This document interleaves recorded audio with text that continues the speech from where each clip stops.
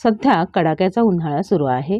घरात काम करताना किंवा बाहेरून फिरून आल्यावर आपल्याला थकवा जाणवत असतो. शरीराला ताजंतवानं करण्यासाठी आपल्याला काहीतरी हवं असतं. त्यासाठी आज आपण तयार करणार आहोत गूळ घालून केलेलं कैरीचं पन्हं. नमस्कार, मी पूजा. परिपूर्ण स्वादमध्ये आपल्या मनापासून स्वागत. आज आपण केलेलं कैरीचं पन्हं हवाबंद डब्यात भरून तुम्ही 1 ते 1.5 महिन्यांसाठी स्टोअर करून ठेवू शकता. मग तुम्हाला कधी हवं तेव्हा फक्त 2 मिनिटांमध्ये कैरी पन्हं तयार. 1 ग्लास कैरी पन्हं पिऊन तुम्ही नक्कीच ताजेतवाने व्हाल. चला तर मग आजच्या रेसिपीला सुरुवात करूया. कैरीचं पन्हं तयार करण्यासाठी इथं मी 2 कैऱ्या घेतलेल्या आहेत. कैऱ्या मी आधी स्वच्छ धुवून घेतलेल्या आहेत आणि मी हापूस आंब्याच्या कैऱ्या घेतलेल्या आहेत. बघा, कैऱ्या अगदी ताज्या आहेत. इथं मी घेतलेली कैरी अगदी कोवळी नाही आहे, बऱ्यापैकी जून झालेलेच हापूस आंबे आहेत, फक्त ते कच्चे आहेत. आपण आता कैरीचा देठ काढून घेऊया. कैरीच्या देठाला चीक असतो. हा चीक जर आपल्या हाताला लागला तर हाताला 100% जखम होऊ शकते, म्हणून हाताला चीक लागणार नाही अशा पद्धतीने आपण हा देठ काढून घ्यायचा आहे. आता इथं मी हापूस आंब्याची कैरी घेतलेली आहे. तुमच्याकडे जी कैरी उपलब्ध असेल ते तुम्ही घेऊ शकता. आता आपण आधी या कैरीचं साल काढून घेणार आहोत. तुम्ही सालासकट उकडून घेतली तरीही चालेल, पण आधी साल काढून घेतलं म्हणजे आपल्याला नंतर गर काढणं सोपं जातं. सालासहित कैरी उकडली तर मग सालाला बऱ्यापैकी गर चिकटून राहतो आणि जर कैरी जास्त शिजली असेल तर मग जेव्हा आपण गर काढतो त्याबरोबर साल देखील त्या गरामध्ये कुस्करलं जातं. म्हणून आधी आपण अशी सालं काढून घ्यायची आहेत आणि मगच आपण कैरी उकडून घेणार आहोत. बघा, इथं मी कुकर घेतला आणि कुकरच्या तळाशी मी अर्धा ग्लास पाणी घातलेलं आहे आणि आपण सोलून घेतलेल्या कैऱ्या इथं मी अशा एका मोठ्या वाडग्यामध्ये ठेवलेल्या आहेत. कैरी उकडून घेताना आपण या भांड्यामध्ये पाणी घालणार नाही आहोत, फक्त कुकरच्या तळाशी पाणी घालायचं आहे. मग कैऱ्या आपोआप वाफेवर शिजल्या जातील. आता आपण कुकरला झाकण लावूया आणि मीडियम फ्लेमवर 4 ते 5 शिट्ट्या करून घेऊया. तुम्ही जर प्रेशर कुकरमध्ये कैऱ्या शिजवून घेणार असाल तर 2 ते 3 शिट्ट्यांमध्ये त्या सहज शिजल्या जातील.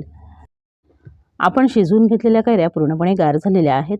कुकरच्या शिट्ट्या झाल्यानंतर कुकरची वाफ जाऊ दिली आणि त्यानंतर शिजवून घेतलेल्या कैऱ्या मी पूर्णपणे गार करून घेतलेल्या आहेत आणि तुम्ही पाहू शकता आपण घेतलेल्या कैऱ्या अगदी छान शिजल्या गेलेल्या आहेत. बघा, आता आपण त्या हातानेच कुस्करून अशा पद्धतीने गर काढून घेऊया.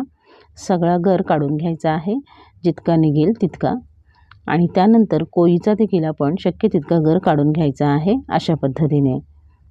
अशा पद्धतीने आपण कोळीचा सगळा गर काढून घ्यायचा आहे. आपण ही कैरी वाफेवर शिजवून घेतली आहे, तरीही ती अगदी छान शिजली गेलेली आहे. बघा, आणि जेव्हा आपण कैरीच्या पन्ह्यासाठी जे मिश्रण तयार करतो ते देखील मस्त दाटसर असं तयार होतं, अगदी पातळ होत नाही. मी दोन्ही कैऱ्यांचा असा गर काढून घेतला आहे आणि किती दाटसर गर तयार झालेला आहे. बघा, बरोबर 1 कप होईल इतका गर निघालेला आहे. आता आपण पुढची तयारी करूया. इथं मी भांड्यामध्ये 1 कप गूळ बारीक किसून घेतलेला आहे. गूळ अगदी बारीक किसणीने किसून घेतल्यामुळे तो किसताना ओलसर झालेला आहे. बघा, गूळ घेताना आपण किसूनच घ्यायचा, म्हणजे तो कैरीच्या गरामध्ये अगदी पटकन विरघळला जातो. आता आपण तयार करून घेतलेला कैरीचा गर या भांड्यामध्ये काढून घेऊया. यानंतर आपण यामध्ये पाव टीस्पून वेलची पावडर घालूया. तुमच्या आवडीनुसार प्रमाण कमी अधिक करू शकता आणि 2 चिमूट मीठ घालायचं आहे. आता आपण ही सगळी साहित्य चमच्याने छान एकजीव करून घेऊया.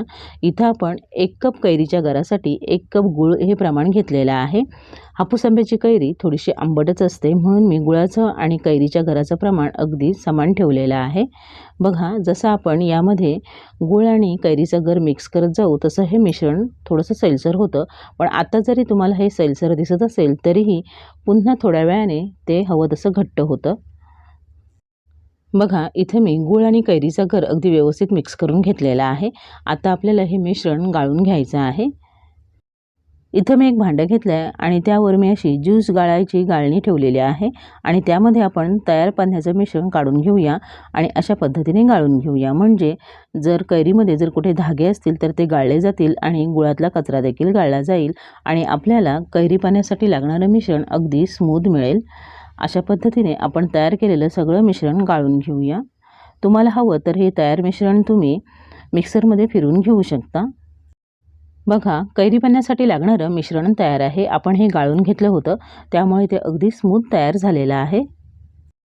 तयार कैरी पाण्याचं मिश्रण आपण काचेच्या बरणीत भरून 1 ते 1.5 महिन्यांसाठी फ्रीजमध्ये स्टोअर करून ठेवू शकतो. आणि हवं तेव्हा कैरीपन्ना पिऊ शकतो। तयार कैरीपन्याचं मिश्रण आपण काचेच्या ग्लासमध्ये 2-2 टेबलस्पून घालायचं आहे आणि गार पाणी घालायचं, चमच्याने मिक्स करायचं आणि थंडगार कैरीपन्नं सर्व करायचं। अशाच पद्धतीने कैरीचं पन्हं तुम्ही घरी नक्की करून बघा। तुम्हाला आवडलं तर तुमच्या प्रतिक्रिया कमेंट बॉक्समध्ये अवश्य कळवा। माझ्या अशाच नवनवीन रेसिपीजसाठी परिपूर्ण स्वादला सबस्क्राईब करा। व्हिडिओ आवडला तर नक्की लाईक करा आणि तुमच्या मित्रमैत्रिणींसोबत शेअर करा। पुन्हा भेटूया अशाच एका नवीन रेसिपीसोबत। पूर्ण व्हिडिओ पाहिल्याबद्दल धन्यवाद।